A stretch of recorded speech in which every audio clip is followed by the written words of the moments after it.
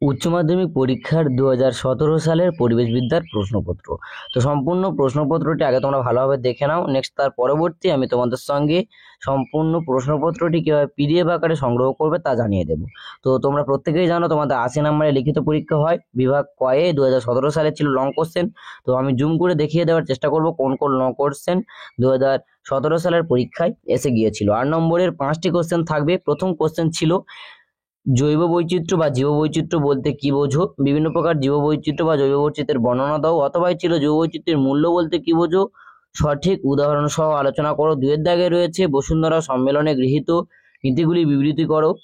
অথবাই রয়েছে উন্নয়ন ও পরিবেশ ব্যবস্থাপনার মধ্যে পারস্পরিক সম্পর্ক ব্যাখ্যা করো। নেক্সট 3-এর দাগে রয়েছে সুস্থায়ী উন্নয়নের নীতিগুলি উল্লেখ করো। তার পরবর্তী 4-এর দাগে রয়েছে সুস্থায়ী সমাজ গড়ার প্রয়োজন প্রধান পদক্ষেপ বিবৃতি করো। 5-এর দাগে রয়েছে ফসল উৎপাদনে মাঠের গুরুত্ব আলোচনা করো। অথবা রয়েছে সুস্থায়ী কৃষির কর্ম পরিকল্পনার উপর একটি সংক্ষিপ্ত টিকা লেখো। এইভাবে তোমাদের লং কোশ্চেন কমপ্লিট হয়েছে প্রশ্নপত্রটিতে। তার পরবর্তী নেক্সট বিভাগ খতে শুরু হয়েছে 40 নম্বরের এমসিকিউ এবং এসএকিউ। 24 নম্বরের থাকবে এমসিকিউ এবং 16 নম্বরের থাকবে এসএকিউ।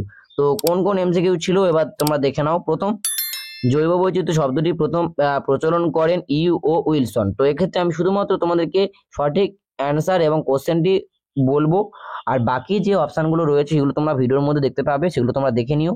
কারণ ভিডিওর লেন্থ বড় করতে আমি চাই না, সঠিক নির্দিষ্ট কিছু সময়ের মধ্যেই সম্পূর্ণ ভিডিওটি কমপ্লিট করবাটাই আমাদের মূল লক্ষ্য। তো প্রথম কোশ্চেনটি তোমরা আশা রাখছি বুঝে গেলে।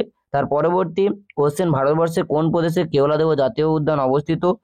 সঠিক উত্তর হবে রাজস্থান। তার পরবর্তী উভচরের বৈচিত্র্য নিরিখে বিশ্বের মধ্যে ভারতের স্থান 20তম। ভারতবর্ষের কোন প্রদেশে নরকরেক জীবমণ্ডল অবস্থিত? সঠিক উত্তর হবে মেঘালয়। স্টকহোম সম্মেলন কত খ্রিস্টাব্দে অনুষ্ঠিত হয়েছিল? 1972 খ্রিস্টাব্দে। ভারতবর্ষের কোন প্রদেশে আগাস্তামালায় জীবমণ্ডল অবস্থিত? তামিলনাড়ু। তার পরবর্তী নিচের কোন গাছটি স্নায়বিক রোগের ঔষধ তৈরিতে কাজ করে?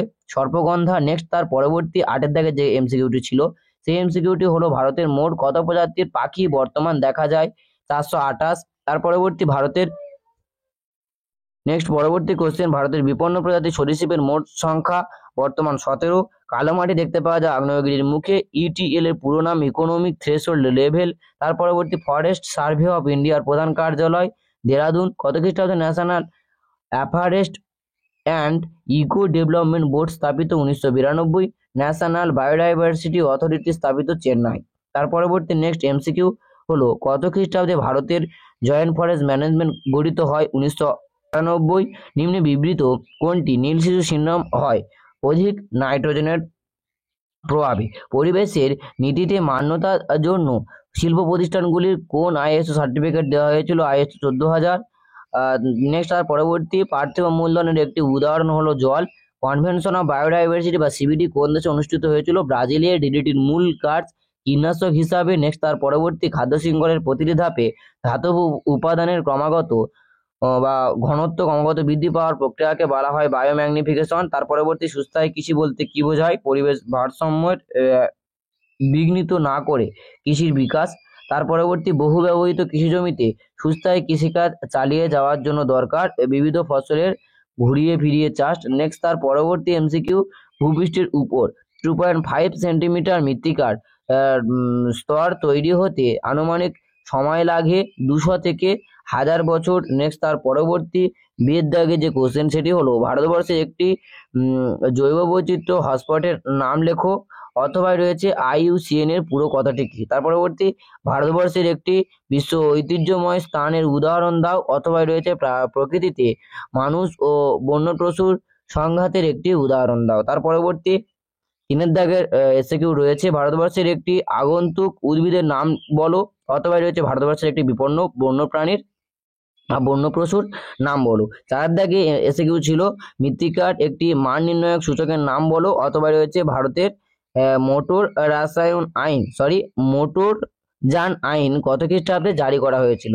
তো কোনো ক্ষেত্রে যদি উচ্চারণ কোনো স্পেলিং মিস্টেক হয়ে যায় সেক্ষেত্রে তোমাদের প্রত্যেকের কাছে আমি ক্ষমা প্রার্থী, কারণ রানিং ভিডিওর মধ্যে ভুল হতেই পারে, এটাই স্বাভাবিক। তার পরবর্তী নেক্সট 5 দাগের কোশ্চেন রয়েছে বাতাসের একটি মান নির্ণায়ক সূচক, এটা আমি আগেই বললাম।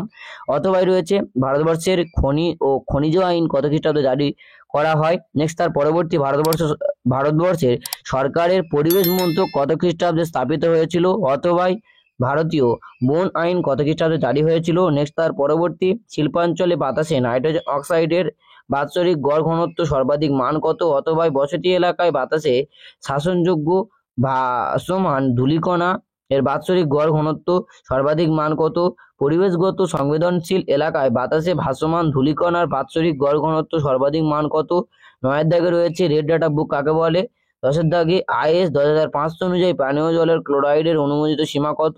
তার পরবর্তী সৌর মূলধন বলতে কি বোঝো। অথবা রয়েছে কত খ্রিস্টাব্দে সুস্থায়ী উন্নয়নের উপর একটি বিখ্যাত রিপোর্ট আওয়ার কমন ফিচার প্রকাশিত হয়েছিল। নেক্সট তার পরবর্তী একটি সাম্রাজ্যের স্থায়িত্ব নির্ভর করে ওই পরিবেশের সুস্থায়িত্বের উপর, এই উক্তিটি কে করেছিলেন। তার পরবর্তী সজীব আগাছানাশকের একটি উদাহরণ দাও। নেক্সট তার পরবর্তী কোশ্চেন রয়েছে নীলাভ সবুজ শৈবালের একটি উদাহরণ দাও। তার পরবর্তী কোশ্চেন মাইক্রোরাইজা কাকে বলে, এবং 16 দাগের লাস্ট এসে কেউ রয়েছে ল্যাটেরাইট মৃত্তিকা কাকে বলে। তো এই ছিল তোমাদের 2017 সালের উচ্চ মাধ্যমিক পরিবেশবিদ্যার কোশ্চেন পেপার। তো কোশ্চেন পেপারটি আশা করছি তোমাদের কাছে ক্লিয়ারলি এসে গেছে ভিডিওর মধ্যে। আর যারা এই কোশ্চেন পেপারটির PDF সংগ্রহ করতে চাইছো অতি অবশ্যই তোমরা ডিসক্রিপশন বক্স চেক করো, সেখানে একটি হোয়াটসঅ্যাপ নম্বর দেওয়া রয়েছে। ওই হোয়াটসঅ্যাপ নম্বরে হোয়াটসঅ্যাপ করলে তোমরা এই প্রশ্নপত্রটি বা এই PDFটিকে অতি সহজেই সংগ্রহ করতে পারবে। নেক্সট ভিডিও পাওয়ার জন্য অতি অবশ্যই অরিন্দম এক্সক্লুসিভ ইউটিউব চ্যানেলটিকে সাবস্ক্রাইব করে পাশের বেল আইকনে ক্লিক করে রাখতে একেবারেই ভুলো না।